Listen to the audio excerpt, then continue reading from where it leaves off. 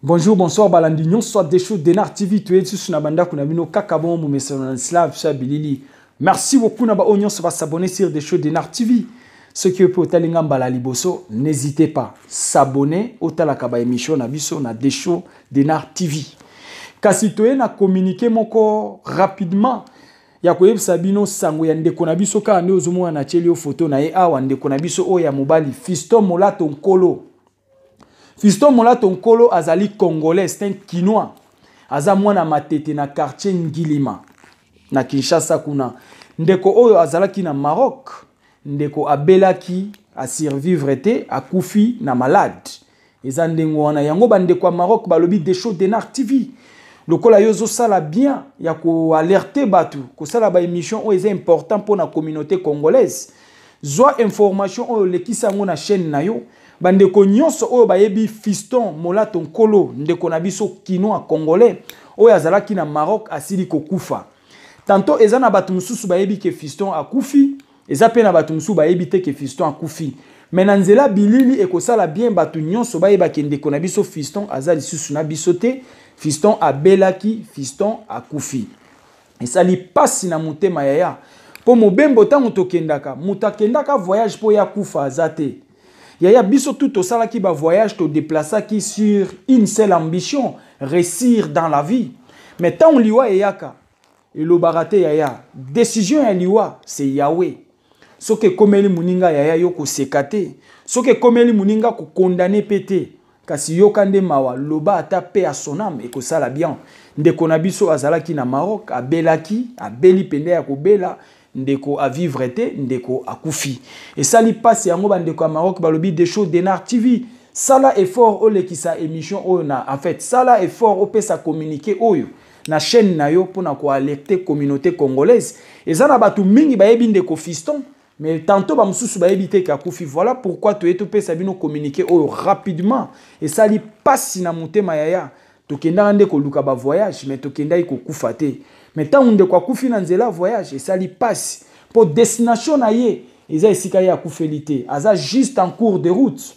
Azali na nzela pour akende vers sa destination. Mais a commis na destination te. Mais sauf que la décision de la vie, c'est Dieu. Kolonda yebaka, nzambe nda decidaka.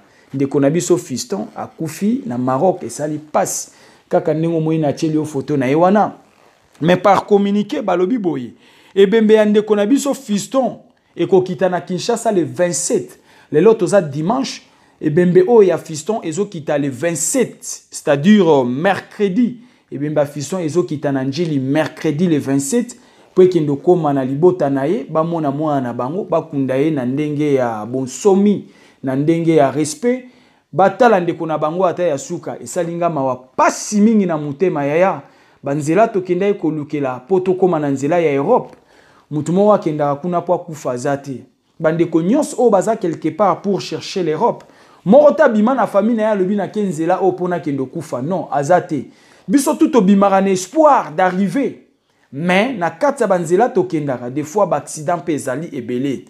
Tokoki ko condamner mutu moko te tout chemin men en bandaka c'est comme ça batu mabanta avion kolongwa Kinshasa ya na Europe avion panzana likolo bakufa tout chemin men en bandaka elo ni to ngai tolo bana kati et ça li pasi tango ke na mobembo kende ko luka eloko kende ko luka ozu yangote nde pasi ezalaka wana o yemba Clovis Makola et sengwa mobembo ezali tango kei okuti o kende ko luka. Mais soki okuti angote, soki omoni angote, soki pe okomi na destination te, sangwa mawa ekomi ndeko na biso Fiston Molato Nkolo kasi ya kufi na nzela maladi abeli maladi nde ebomiye. Yango to eto informer bino des choses d'Enar TV. Azo sala pona communauté congolaise nyos yango na lobaki boye. Soko za na information numéro des choses d'Enar TV yango na benga. Tindela biso ba vidéo comme preuve, tinda ba photo comme preuve. Benganga na téléphone na WhatsApp okozwanga yebisanga problème eza nini côté yo zali yebisa biso nini komeli na vie to yebisa batu mususu po komela bango te. Voilà notre ambition sur des choses d'Enar TV, des choses d'Enar TV pour toute la communauté congolaise. Awa tozo ponate naza pona bino tout toza pona biso nyonso toza pona RDC mobimba c'est ça notre ambition ya on a le bara R nyonso soki problème ezali numéro na ngango wana tia na WhatsApp yaya benganga na koyamba yo so na yambi yo te seke naza disponible te soit na bimi na ke koluka mais na yambaka mutu nyonso esali pasi komona ndeko oyo ake kokufa na Maroc mais na ndimi te kendenga kendai na Maroc ya kendai na Maroc po akende kufa non azalaki na ambition na ye oyo ezalaki bien pour na vie na ye akendaki na Maroc wana po ya yebaki pourquoi akendaki Maroc ayebaki wapi ya lingaki akende eza na congolais mo te aza na posa vivre na Maroc non sauf ba o bayaki kotanga peut-être tout le monde ba musupe ba kendai kotanga na Maroc mais na sima mikolo akati ici ba suduki akomi na Europe c'est-à-dire Maroc eza mboka moko mutu moko te aza na Maroc aza na souhait azala na Maroc c'est-à-dire ndeko na biso fiston azalaki na souhait akendo vivre na Maroc azalaki na ambition na ye oyo ezalaki très important na vie na ye sauf que Dieu a décidé pour vie ya mutu esimba mika na maboko ya Nzambe soki Nzambe alobaki histoire ya vie na ye ezalaki bongo esukela na Maroc gloire à Dieu po nyonso e lo Bible e lobi na nyonso topesa ekaka lokumu topesa lokumu pa nkolo Nzambe na yebi pourquoi ndeko na biso fiston akufi soki yo nanga pe tozwa grâce ya kokoma na bisika tozali pesa kaka Nzambe pe lokumu po nyonso na bisengo na pasi topesa ye lokumu po ya zali Nzambe esali nga mawe esali pasi na yebi ke kosala yo pe pasi partager image information oye kende partout communiquer oye kende partout ba o ba yebi fiston bazala au courant que fiston molato nkolo na Maroc akufi voilà auto ngai to yebisa bino yango wana Kobosana te lelo na 19h juste émission en direct sur Desho Denar TV. Ça veut dire biso chaque dimanche 19h juste to le kaka en direct to solo laka ensemble bastige ya makas et vous allez bien yo pose la on participer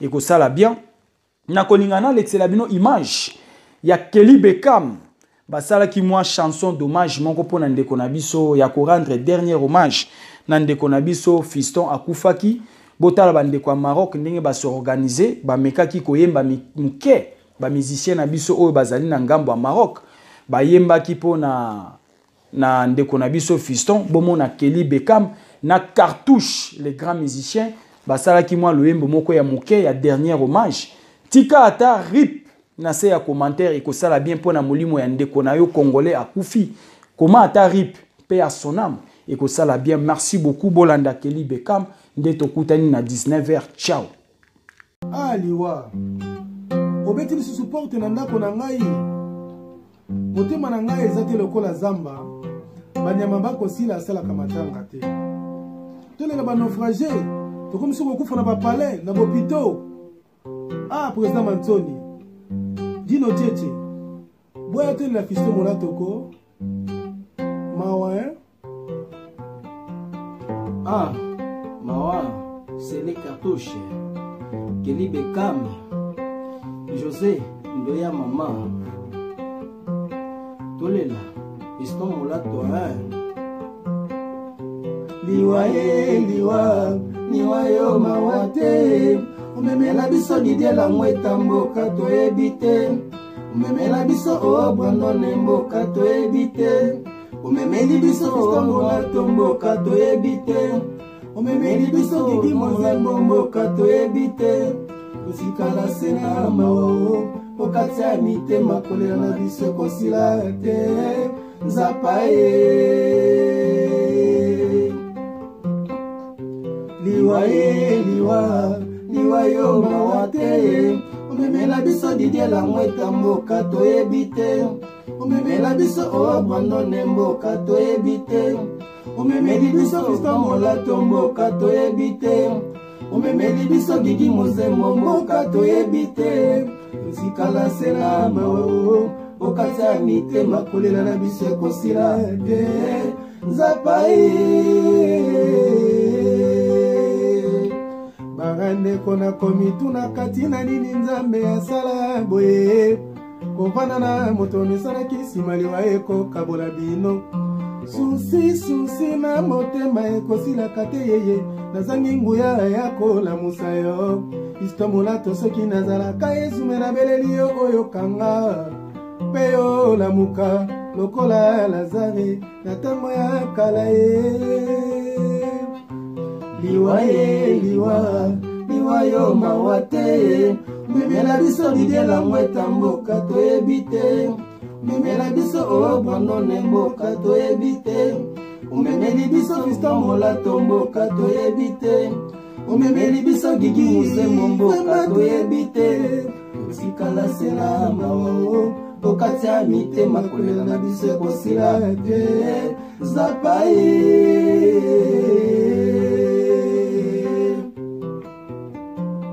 mawa ye mawa mawa mawa ye